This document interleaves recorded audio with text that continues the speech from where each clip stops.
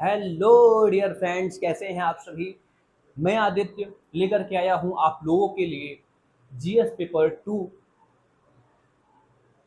जिसके अंतर्गत हम लोग आज चर्चा करेंगे कि जीएस पेपर 2 में क्या क्या सेगमेंट पूछा जाता है।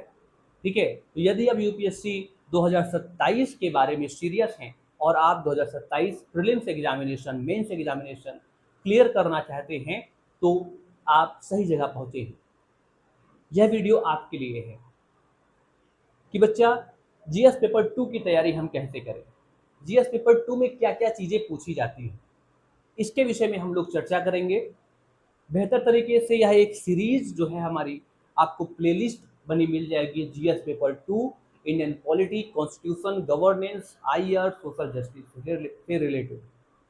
तो प्यारे बच्चों, समय को वेस्ट न करते हुए हम अपनी इस सीरीज को, इस क्लास को आगे बढ़ाते हैं और चलते हैं अपनी भारतीय राज्य व्यवस्था की दुनिया में। ठीक है बच्चा, इसके तहत देखिए हमारे जो जीएस पेपर 2 का जो मेंस का सिलेबस है वो क्या कहता है। उसकी फर्स्ट यूनिट जो है वो ये है भारतीय संविधान के बारे में। देखिए पहले समझिए कि जीएस पेपर 2 में क्या क्या पूछा जाता है।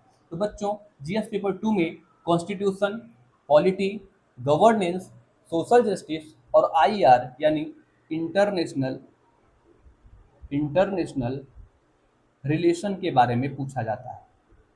इंटरनेशनल रिलेशन के बारे में पूछा जाता है।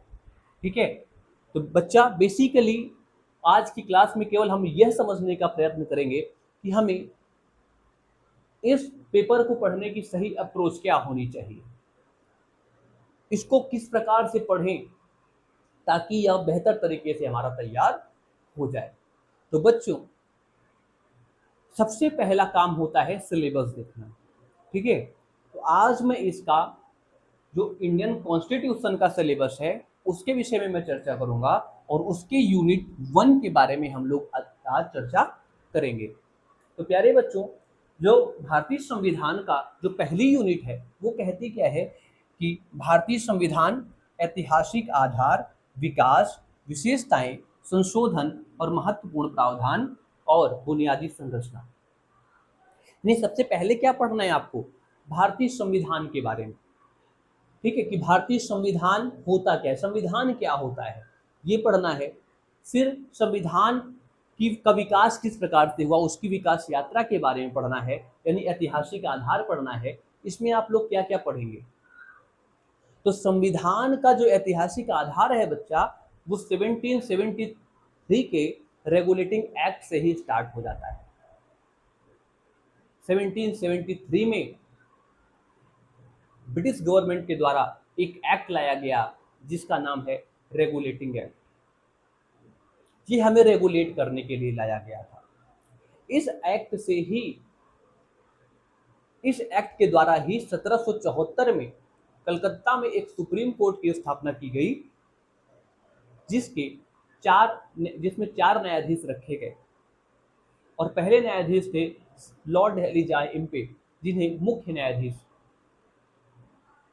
का पद दिया गया। यानी कि भारतीय सर्वोच्च न्यायालय जो कलकत्ता में स्थापित था उसकी जो मुख्य न्यायाधीश थे उनका नाम था लॉर्ड एलिजा इम्पे, और उसके अतिरिक्त 3 अन्य न्यायाधीश थे जिनके द्वारा उस कोर्ट का शासन संचालन किया जा रहा था। कहने का मतलब ये है कि इंडियन गवर्नमेंट में जो हमारे सुप्रीम कोर्ट का कॉन्सेप्ट है वो 1773 के रेगुलेटिंग एक्ट से लिया गया है। यानी कि हमारा जो संविधान है उसमें जो हम सुप्रीम कोर्ट पढ़ते हैं वो बेसिकली कहाँ से है, उसकी प्रेरणा की यदि हम बात करें, उसकी बेसिक आधार की यदि हम बात करें तो 1773 का रेगुलेटिंग एक्ट है। इसलिए आपको ऐतिहासिक आधार पढ़ना जरूरी है। 1773 का रेगुलेटिंग एक्ट आप पढ़ेंगे, 1784 का पिट्स इंडिया एक्ट आप पढ़ेंगे और यहाँ पे आप समझेंगे कि क्या होता है द्वैध शासन। फिर 1793 का चार्टर एक्ट, 1813 का चार्टर एक्ट, 1833 का चार्टर एक्ट, 1853 का भारत शासन अधिनियम, 1858 का भारत परिषद अधिनियम। इस प्रकार करते करते 1909 का मार्ले मिंटो सुधार अधिनियम, 1919 का चेम्सफोर्ड मोंटेगू चेम्सफोर्ड सुधार अधिनियम, 1935 का भारत शासन अधिनियम और फिर 1947 का भारतीय स्वतंत्रता अधिनियम। ये आपकी संविधान की विकास यात्रा में आप इन सब चीज़ों के बारे में पढ़ेंगे। तो ये ऐतिहासिक आधार आपका हो गया। ये पहली बात, सॉरी, ऐतिहासिक आधार के बारे में आप पढ़ेंगे, ये ऐतिहासिक आधार है। फिर संविधान का विकास किस प्रकार से हुआ, संविधान की जो असेंबली, संवैधानिक जो सभा थी, उसमें कौन कौन से लोग थे, कितने लोगों का समूह बनाया गया। कुछ लोग कहते हैं कि यह जो सभा थी, जो संवैधानिक सभा थी, कॉन्स्टिट्यूएंट असेंबली थी, ये निर्वाचित थी। कुछ लोग कहते हैं निर्वाचित नहीं थी। तो इसके विषय में आप जानेंगे संविधान की विकास यात्रा, ठीक है ना। फिर आपको क्या पढ़ना है बेटा, इसकी विशेषताओं के बारे में, कि संविधान हमें क्या क्या देता है। तो यदि हम बात करें संविधान की विशेषताओं में, तो बच्चा जो संवैधानिक आधार, जो हमें मौलिक अधिकार दिए गए हैं, फंडामेंटल राइट दिए गए हैं, ये संविधान की विशेषता नहीं है क्या, बताइए। ठीक है, जो समानता का अधिकार है, राइट टू इक्वलिटी है, वो इसकी विशेषता नहीं है क्या। जो आपका प्रेस की स्वतंत्रता दी गई, भाई जब संविधान नहीं था, जब ब्रिटिश गवर्नमेंट, ब्रिटिश रूल कर रहे थे इंडिया में, तो क्या हमें प्रेस की स्वतंत्रता थी क्या, नहीं थी ना। थी भी तो बहुत लिमिट में थी, ठीक है। इसके लिए हमारे कई ऐसे नेता हुए, जैसे आपके दादा भाई नौरोजी से लेकर के आपके महात्मा गांधी तक, सब लोग जेल में गए। क्यों जेल गए, क्योंकि इन्होंने ब्रिटिश गवर्नमेंट की आलोचना की अपनी पत्रिका के माध्यम से। तो प्रेस की स्वतंत्रता नहीं थी। आर्टिकल 19 फंडामेंटल राइट, संविधान के भाग 3 अनुच्छेद 19 में प्रेस की स्वतंत्रता बताई गई है, प्रेस की स्वतंत्रता दी गई है। देखिए अनुच्छेद 19 क्या कहता है, वाक और अभिव्यक्ति की स्वतंत्रता देता है ना। तो वाक और अभिव्यक्ति की स्वतंत्रता के अंतर्गत प्रेस की स्वतंत्रता भी आती है। बात समझ में आ रही कि नहीं। तो इसके विषय में आप पढ़ेंगे। फिर जो महत्वपूर्ण संशोधन हुए हैं उनके विषय में हम पढ़ेंगे। जैसे हम लोग यह जानते हैं कि बच्चा, जो आपका आर्टिकल 21A है, जीवन जीने का अधिकार, ठीक है।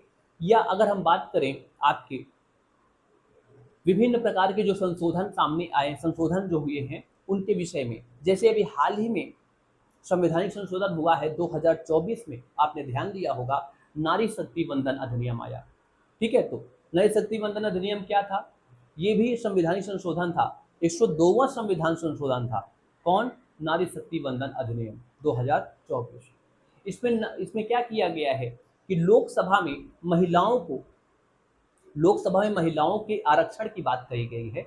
एग्जैक्ट डेटा तो याद नहीं आ रहा मुझे, वो आप देखेंगे तो आपको मिल जाएगा। आई होप 30% ऑलमोस्ट यही नियर अबाउट है, 30% जो महिलाओं, 30 to 40% के आसपास। मैं लगभग में बता रहा हूँ, मुझे क्लियर याद नहीं है, लेकिन 30 to 40% महिलाओं के आरक्षण की बात की गई है संसद में, पार्लियामेंट में, लोकसभा में, ठीक है बच्चा। तो ये आपकी संशोधन की बात थी। तो फिर कुछ महत्वपूर्ण प्रावधान है और जो बुनियादी प्रावधान है उनके विषय में हम लोग चर्चा करते हैं, चीज़ों के बारे में, ठीक है ना। तो इस प्रकार से यदि आप अपनी सिलेबस को समझ पाए कि सिलेबस कहना क्या चाहता है, तो आप चीज़ों को बेहतर तरीके से हैंडल कर पाएंगे, ठीक है ना। तो अब कुछ और चीज़ें मैं आपको बता देता हूँ। थोड़ा सा संविधान के विषय में हम लोग समझ लेते हैं कि संविधान होता क्या है। ये यूनिट 1 था बेटा, क्या था ये, यूनिट 1 था, जिसके विषय में हम लोगों ने चर्चा की, ठीक है। यहाँ मैं आपको पढ़ाने के लिए खड़ा नहीं हुआ हूँ, अभी केवल बता रहा हूँ कि क्या रणनीति होनी चाहिए, किस प्रकार से हम पढ़ाई करें। तो जैसे आपने ये सारी चीज़ें देख ली कि क्या क्या है सिलेबस में। अब हम एक टॉपिक उठाते हैं, संविधान, और संविधान किस प्रकार से हम पढ़ें उसके विषय में मैं आपको बताता हूँ। इसको नोट कर लीजिएगा, या फिर आपके पास तो होगा ही, नोट करने की जरूरत कोई खास है नहीं, ठीक है बच्चा। तो आइए चलते हैं हम लोग भारतीय संविधान की तरफ, और मैं आपको बताता हूँ कि संविधान क्या होता है और संविधान से किस प्रकार से प्रश्न एग्जाम में पूछे जाते हैं, ठीक है। तो यदि आपका टारगेट है बेटा 2027, तो इस वीडियो को लास्ट तक जरूर देखें, ठीक है ना। जीएस पेपर 2 हम पीटी प्लस मेंस दोनों को साथ में लेकर चलेंगे, 2027 और 2028। 29 में भी अगर आप दे रहे हैं, 30 में भी आपका अगर विचार है तो बहुत बढ़िया है। बेहतर तरीके से आप चीज़ों को पढ़िए और समझने का प्रयत्न कीजिए, ठीक है ना। तो ये जो जीएस पेपर 2 है, ये केवल अगर बात करें हम तो केवल आप केवल तथ्य को पढ़ करके समझने की कोशिश मत करिए। आप जीएस पेपर 2 को पहले तो पढ़िए, जो आपकी ऑथेंटिक चीज़ें हैं, जो चीज़ें बताई गई हैं वो, उसके बाद इसमें कुछ करंट अफेयर आपको अपडेट करना होता है, जैसे मैंने अभी नारी शक्ति वंदन एक्ट के बारे में बताया, ठीक है। उस प्रकार से देखते रहना है कि क्या क्या संशोधन लाए जा रहे हैं सरकार के द्वारा। तो बच्चा, सबसे पहले हम लोग समझने जा रहे हैं संविधान शब्द के बारे में या कॉन्स्टिट्यूशन के बारे में। कॉन्स्टिट्यूशन या संविधान क्या होता है, कॉन्स्टिट्यूशन क्या होता है, ठीक है। बेसिक आप लोगों ने अगर बिल्कुल भी पढ़ाई नहीं की है, कुछ भी नहीं पढ़ा है, तो भी चीज़ें हम यहाँ पर हम लोग समझ पाएंगे। कॉन्स्टिट्यूशन की यदि हम बात करें तो कॉन्स्टिट्यूशन क्या है? Constitution is a set of law, set of law, set of law, यानी कि कानून के, मतलब सॉरी, लॉ मतलब विधि के जो सेट है उसको क्या कहते हैं? कॉन्स्टिट्यूशन कहते हैं, ठीक है। अब यदि हम हिंदी में समझें, हिंदी में समझें तो क्या कहेंगे? संविधान उन प्रावधानों का संग्रह है जिसके द्वारा किसी देश का शासन संचालन किया जाता है या किसी देश का शासन चलाया जाता है। क्या कहा मैंने? संविधान उन प्रावधानों का संग्रह है, संविधान उन प्रावधानों का संग्रह है, संग्रह है जिससे किसी देश का शासन चलाया जाता है या शासन संचालन किया जाता है, जो भी आप लिखना चाहें, चलाया जाता है। देखिए दोस्तों, क्या कहा? संविधान उन प्रावधानों का संग्रह है जिसके द्वारा किसी देश का शासन चलाया जाता है। क्या चलाया जाता है? शासन, ठीक है। आपने बता दिया संविधान क्या है, तो भैया संविधान उन प्रावधानों, उन नियमों, उन विधियों का संग्रह है जिसके द्वारा किसी देश का शासन चलाया जाता है।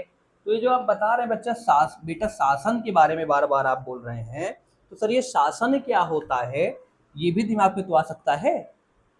तो शासन है क्या? सबसे इंपॉर्टेंट बात तो ये आ जाती है करके। तो शासन क्या है बेटा? शासन होता है सार्वजनिक जीवन का संचालन, सार्वजनिक जीवन का संचालन, ठीक है। अब दिमाग में आ रही होंगी चीजें कि सार्वजनिक जीवन क्या होता है।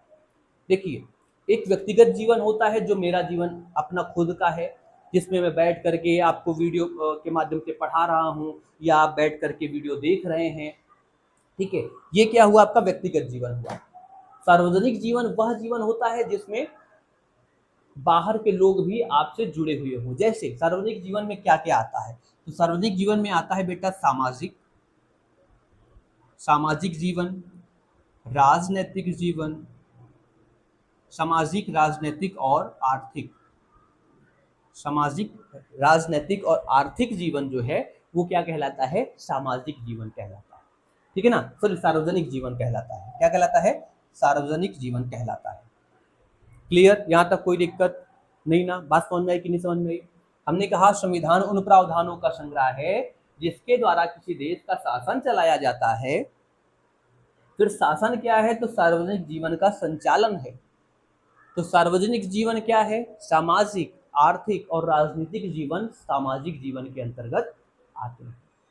यहाँ तक कोई दिक्कत हो तो बताइए। कोई दिक्कत नहीं है ना? तो संविधान जो है वो देश की मूल विधि है। क्या है? मूल विधि है। और एक चीज, संविधान देश की सर्वोच्च विधि है। क्या है? सर्वोच्च विधि है। ये ध्यान दीजिएगा, ठीक है ना। मैंने क्या क्या पढ़ाया इसको ध्यान दीजिए। कि संविधान उन प्रावधानों का संग्रह है जिससे किसी देश का शासन चलाया जाता है। शासन क्या होता है? तो शासन सार्वजनिक जीवन का संचालन है। सार्वजनिक जीवन क्या है? तो सार्वजनिक जीवन क्या होता है? सामाजिक, आर्थिक, राजनीतिक जीवन ही सार्वजनिक जीवन है। संविधान देश की मूल विधि है और संविधान देश की सर्वोच्च विधि है। ठीक है बच्चा, यहाँ तक कोई दिक्कत? क्लियर ना? बात समझ में आ रही है? अगर आपने ठीक से पढ़ा है तो यहाँ पर अब मैं एक क्वेश्चन फॉर्म करूंगा जो यूपीएससी में ऐसे जैसे क्वेश्चन पूछे जाते हैं वैसा क्वेश्चन, उसे आपको सॉल्व करना होगा। ध्यान दीजिएगा, अब मैं क्वेश्चन लिखने जा रहा हूँ। पहले मैं बोलूंगा, फिर मैं उस क्वेश्चन को लिखूंगा। ठीक है बच्चा, आपने पढ़ लिया क्या संविधान क्या है? पहली चीज संविधान, फिर उसमें आपका सार्वजनिक जीवन क्या होता है, शासन क्या होता है, ये सब हम लोगों ने पढ़ लिया है। ठीक है ना? एक चीज ये हो गया। और कई बार संविधान के साथ लोग जोड़ करके बोलते हैं बेटा संविधानवाद क्या है? संविधानवाद क्या है? संविधानवाद इसे कहते हैं कॉन्स्टिट्यूशनलिज्म। कॉन्स्टिट्यूशनलिज्म या कॉन्स्टिट्यूशनलिज्म वो लोग पढ़ देते हैं। तो कॉन्स्टिट्यूशनलिज्म क्या है, संविधानवाद क्या है, इसके विषय में तो सबसे पहले मैं आपको यहाँ एक प्रश्न नोट करवाता हूँ, उसे आप नोट कीजिए, फिर हम लोग चीजों को समझते हैं। तो प्रश्न नोट कीजिए बच्चा। प्रश्न है कि संविधानवाद का क्या अर्थ है? संविधानवाद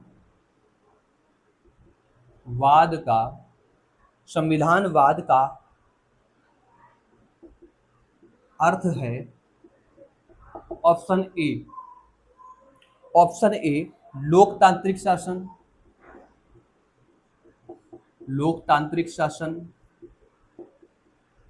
ऑप्शन बी सीमित शासन, ऑप्शन सी संविधान के अनुसार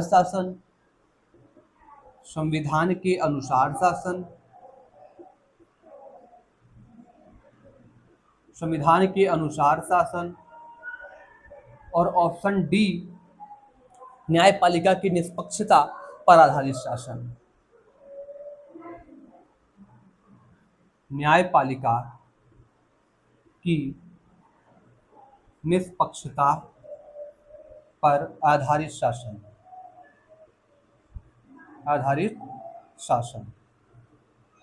ध्यान दीजिए, ठीक है ना? ये क्वेश्चन है, क्या संविधानवाद का क्या अर्थ है? ऑप्शन ए लोकतांत्रिक शासन, ऑप्शन बी आपका सीमित शासन, ऑप्शन सी संविधान के अनुसार शासन, ऑप्शन डी न्यायपालिका और निष्पक्षता के आधारित शासन। न्यायपालिका की निष्पक्षता पर आधारित शासन। ठीक है ना? तो क्या होता है, इसे समझने के लिए मैं आपको समझाता हूं बच्चा कि संविधानवाद होता क्या है सबसे पहले। ठीक है ना? उससे आप पढ़ लेंगे तो ये क्वेश्चन आप लगा पाएंगे। ये आप स्क्रीनशॉट ले लीजिए, फिर इसे मिटा करके मैं चीज़ों को बताता हूँ और फिर बाद में इस क्वेश्चन का आंसर आपको मैं भी बताऊंगा और आप अभी सोच लीजिएगा जब मैं वो कॉन्सेप्ट आपको बता लूंगा तो। ठीक है? कॉन्सेप्ट जब आपको बता लेंगे तो उसके बाद आप चीज़ों को समझ पाएंगे। संविधानवाद का क्या अर्थ होता है बच्चा? सबसे पहले ये समझिए, संविधानवाद का अर्थ होता है मनमानी शासन को रोकना। किसको रोकना बच्चा? मनमानी शासन को रोकना। मनमाने शासन को रोकना ही क्या है बच्चा? संविधानवाद है, कॉन्स्टिट्यूशनलिज्म है। ठीक है? मनमाने शासन को रोकना, कैसे रोकोगे आप? कैसे रोकोगे? बोलो, मनमाने शासन को रोकोगे कैसे? तो शासन को सीमित करके ना बेटा, शासन को सीमित करोगे तब ना रोक पाओगे। क्योंकि अगर शासन बहुत ज्यादा होगा, बहुत बड़ा होगा अगर, तो हम नहीं कर पाएंगे। शासन को सीमित करना पड़ेगा, तब हम मनमाने शासन को रोक पाएंगे, नहीं तो हम मनमाने शासन को रोक नहीं पाएंगे। क्लियर ना? बात समझ में आ रही है? अब ये सीमित शासन होता क्या है ये समझिए। सीमित शासन कैसे होगा? तो सबसे पहली बात क्या है बच्चा? न्यायपालिका की स्वतंत्रता। न्यायपालिका की स्वतंत्रता होनी चाहिए। न्यायपालिका की स्वतंत्रता होनी चाहिए, सबसे पहला टॉपिक। सीमित शासन कैसे होगा? न्यायपालिका की स्वतंत्रता होनी चाहिए। दूसरा होगा आपका अधिकारों को मान्यता प्राप्त हो, अधिकारों को मान्यता प्राप्त हो, अधिकारों को मान्यता मिले, मान्यता प्राप्त हो। ठीक है, न्यायपालिका की स्वतंत्रता, अधिकारों को मान्यता प्राप्त हो और लोकतांत्रिक व्यवस्था हो। कैसी व्यवस्था हो बच्चा? लोकतांत्रिक व्यवस्था, लोकतांत्रिक व्यवस्था हो, यानी कि डेमोक्रेटिक सिस्टम हो, डेमोक्रेटिक सिस्टम हो। ये लोकतांत्रिक व्यवस्था क्या होती है अभी हम चर्चा करेंगे, परेशान मत होइएगा। और क्या होना चाहिए बच्चा? और होना चाहिए शक्तियों का पृथक्करण, शक्तियों का पृथक्करण। पहले आप इसे नोट कर लीजिए, फिर मैं बताता हूँ, ठीक है ना। शक्तियों का पृथक्करण और संविधान के अनुसार शासन, संविधान के अनुसार शासन। बात को समझिए, हमने कहा संविधानवाद का अर्थ होता है मनमाने शासन को रोकना। तो मनमाना शासन कैसे रोकेंगे? यदि शासन बहुत ज्यादा है, शासन में नियम जो है वो बहुत ज्यादा है, ठीक है ना, बहुत बड़े लेवल में शासन करना है, तो हम उसे कंट्रोल नहीं कर सकते। वहां मनमाना मनमाना होगा ही, मनमानेपन का शासन होगा ही होगा। लेकिन अगर हम शासन को सीमित कर दें, सीमित कर दें, तो हम क्या कर सकते हैं? मनमाने शासन को रोक सकते हैं।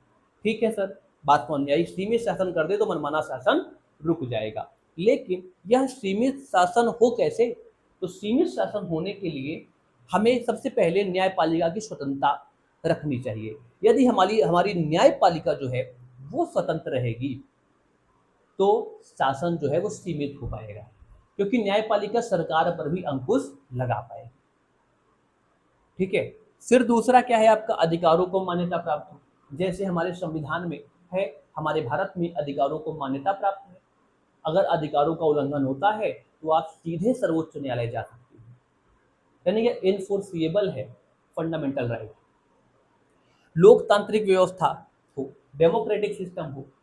डेमोक्रेसी क्या होती है उसके विषय में हम लोग आगामी क्लास में चर्चा करेंगे।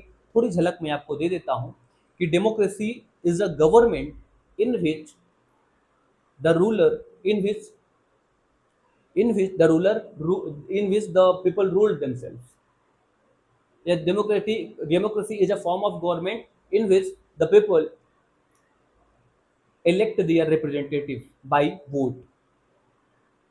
ठीक है, मतलब अपने वोटों के द्वारा, अपने वोट के अधिकार के द्वारा जो व्यक्ति हैं वो अपने रिप्रेजेंटेटिव को चुनते हैं। वो क्या होता है? डेमोक्रेसी होती है या लोकतांत्रिक व्यवस्था होती है। फिर सेपरेशन ऑफ पावर, ये शक्तियों का पृथक्करण। तो शक्तियों का पृथक्करण होना आवश्यक है। यदि मतलब एग्जीक्यूटिव बॉडी, जुडिशरी बॉडी और जो आपकी जो पार्लियामेंट्री बॉडी है, एग्जीक्यूटिव बॉडी, फिर आपकी जुडिशरी बॉडी, ये सब क्या होनी चाहिए? अलग होनी चाहिए।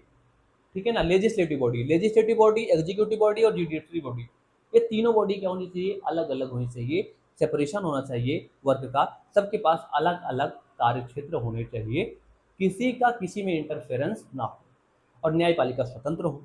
और लास्ट में संविधान के अनुसार हम शासन करें, तब क्या हो पाएगा? शासन सीमित हो पाएगा। क्लियर हुई बात कि नहीं हुई? क्लियर हुई बात। अब यहां से आप देखिए कि सबसे इंपॉर्टेंट क्या है। पिछला क्वेश्चन ध्यान दीजिए, क्वेश्चन क्या पूछा था? संविधानवाद का अर्थ है। तो हाँ, मैंने एक सबसे पहले लिखा था क्या? न्यायपालिका की स्वतंत्रता, ठीक है, संविधान के अनुसार शासन, लोकतांत्रिक व्यवस्था और सीमित शासन। तो आंसर क्या होगा? जो इंपॉर्टेंट सबसे पहले सीमित शासन होगा, तो ये सारी चीजें तो हो ही जाएंगी ना। तो आंसर क्या होगा बेटा? सीमित शासन होगा। क्या होगा? सीमित शासन होगा। ठीक है ना। बात समझ आई कि नहीं आई? क्लियर? चलिए ठीक है, आइए चलते हैं, आगे बढ़ते हैं, हम लोग चीजों को समझते हैं। इस प्रकार के क्वेश्चन कई बार एग्जाम में पूछे जाते हैं। ठीक है ना। अब इसी से रिलेटेड एक क्वेश्चन मैं आप लोगों को और देता हूं, दिमाग लगाइएगा, बहुत बढ़िया क्वेश्चन है। ठीक है। और उसके बाद हम लोग अपनी जर्नी को आगे बढ़ाते हुए, चीजों को समझते हुए चलेंगे। ठीक है बच्चा। प्रश्न है कि जिन प्रश्न में कथन है, दो कथन दिए गए हैं, तो कथन एक है बच्चा कह रहा है कि जिन देशों में संविधान होता है, जिन देशों में संविधान होता है वहां संविधानवाद भी होता है, संविधानवाद भी होता है।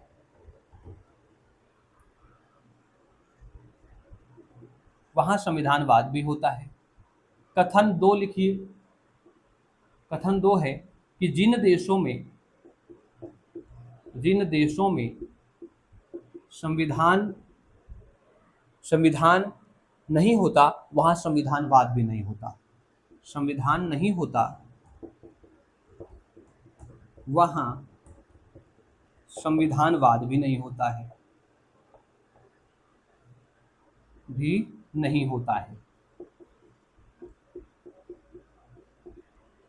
और ऑप्शन दिया गया है ऑप्शन ए दोनों कथन सत्य हैं, दोनों कथन सत्य हैं। ऑप्शन बी एक सही है, केवल एक सही है। ऑप्शन सी केवल 2 सही है। और ऑप्शन डी आपका 2 सही 1 गलत। ठीक है ना, दोनों सत्य हैं, एक सही है, दोनों गलत कह दूं मैं, दोनों गलत हैं, क्योंकि दोनों असत्य में कह दूं, दोनों असत्य हैं। ठीक है, दोनों असत्य हैं। तो बात को समझिए बच्चा, सामान्यतः जिस देश में संविधान होता है, जिस देश में संविधान होता है, मैंने भी बताया था संविधानवाद क्या है, सीमित शासन। सीमित शासन कब होगा, जब न्यायपालिका की स्वतंत्रता होगी। न्यायपालिका की स्वतंत्रता कब होगी, जब वहां संविधान होगा। तो संविधान जहां होगा वहां पे संविधानवाद अवश्य होगा। नहीं समझे? नहीं समझे? मैंने ये कहा कि संविधानवाद होता क्या है, तो संविधानवाद होता है मनमाने शासन को रोकना। मनमाने शासन को कैसे रोकोगे, सीमित शासन करके। सीमित शासन कैसे होगा, तो सबसे पहला क्या था, न्यायपालिका की स्वतंत्रता। और न्यायपालिका की स्वतंत्रता कब होगी, जब संविधान होगा। ठीक है, सीमित शासन कब करेंगे, तो संविधान के अनुसार जब आप शासन करेंगे। तो संविधान के अनुसार यदि हम शासन कर रहे हैं, ठीक है, तो वहां संविधानवाद तो होगा ना। तो क्या कह रहा है, कथन कह रहा है कि जिन देशों में संविधान होता है वहां संविधानवाद भी होता है। ठीक है ना, तो कथन क्या होगा, कथन दोनों कथन जो है वो गलत है। ठीक है ना, जिन देशों में संविधानवाद होता है, कहाँ गया, दोनों असत्य, तो ऑप्शन डी हो जाएगा, दोनों असत्य है। इसका डिस्क्रिप्शन थोड़ा आप लिख लीजिए, मैं आपको बोल दे रहा हूं कि सामान्यतः संविधान और संविधानवाद दोनों साथ साथ चलते हैं। सामान्यतः संविधान और संविधानवाद दोनों साथ साथ चलते हैं। जिन देशों में संविधान होता है प्रायः वहां संविधानवाद भी होता है, और जिन देशों में संविधान नहीं होता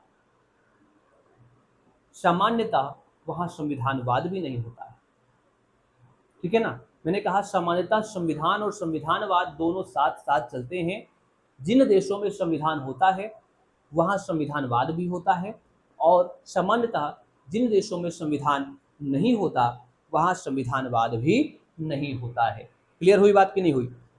ठीक है ना, दोनों कथन क्या हो जाएंगे, असत्य हो जाएंगे। ठीक है, क्लियर ना, बात को समझ लीजिएगा, थोड़ा सा गहन, थोड़ा सा सोचिएगा इसमें, इस प्रश्न के बारे में कि मैंने क्या लिखा है, प्रश्न क्या है और मैंने आंसर क्या बताया है।